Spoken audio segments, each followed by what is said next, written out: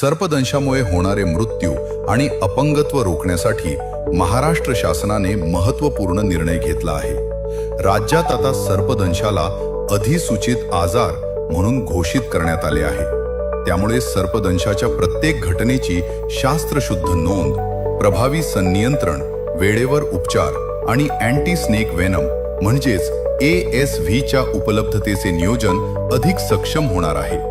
आता राज्यातील शासकीय व खासगी रुग्णालये, वैद्यकीय महाविद्यालये आणि वैद्यकीय व्यावसायिकांना त्यांच्या निदर्शनास आलेल्या प्रत्येक संशयित, संभाव्य किंवा निश्चित सर्पदंशाच्या घटनेची नोंद करणे बंधनकारक असेल।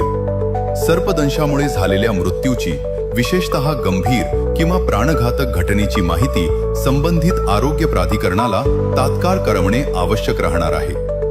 ग्रामीण आणि दुर्गम भागात सर्पदंशाचा धोका तुलनेने अधिक असतो। त्यामुळे वेळेत निदान, योग्य प्रथमोपचार, रुग्णाला तातडीने रुग्णालयात दाखल करणे आणि आवश्यकतेनुसार ASV देणे अत्यंत महत्त्वाचे आहे। सर्पदंशांच्या घटनांची माहिती जिल्हा आरोग्य अधिकारी किंवा जिल्हा शल्य चिकित्सकांना कळविली जाईल। त्यानंतर शासनाने निश्चित केलेल्या HMIS/DHIS2 एकात्मिक रोग सर्वेक्षण कार्यक्रम IDSP व अन्य अहवाल प्रणालीमध्ये नोंदवली जाणार आहे। सर्पदंश प्रतिबंध आणि नियंत्रणासाठी राज्यापासून जिल्ह्यापर्यंत स्वतंत्र नोडल यंत्रणा कार्यरत राहणार आहे।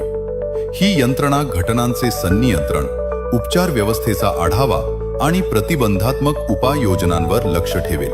सर्पदंशावर उपचार करणाऱ्या आरोग्य संस्थांना ASV ची उपलब्धता, प्राप्ती, वापर आणि शिल्लक साठ्याची अद्ययावत नोंद ठेवावी लागणार आहे। त्यामुळे सर्पदंशाचे प्रमाण अधिक असलेल्या भागात आवश्यक ASV साठ्याचे प्रभावी नियोजन करता येईल। प्रत्येक रुग्णाच्या नोंदीत दंशाची तारीख व ठिकाण, रुग्णाचे वय व लिंग, विषबाधेची लक्षणे, उपचार, दिलेल्या ASV च्या कुप्यांची संख्या, संदर्भ सेवेचा तपशील आणि उपचाराचा परिणाम नोंदविला जाईल।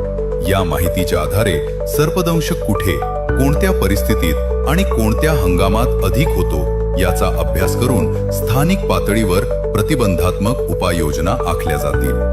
लक्षात ठेवा, सर्पदंश झाल्यानंतर प्रत्येक क्षण महत्त्वाचा असतो। सर्पदंशाची प्रत्येक घटना नोंदवूया, रुग्णाला वेळ न घालवता योग्य आरोग्य संस्थेत दाखल करूया आणि अनमोल जीव वाचवूया। वेळेवर योग्य उपचार हाच जीव वाचवण्याचा मंत्र।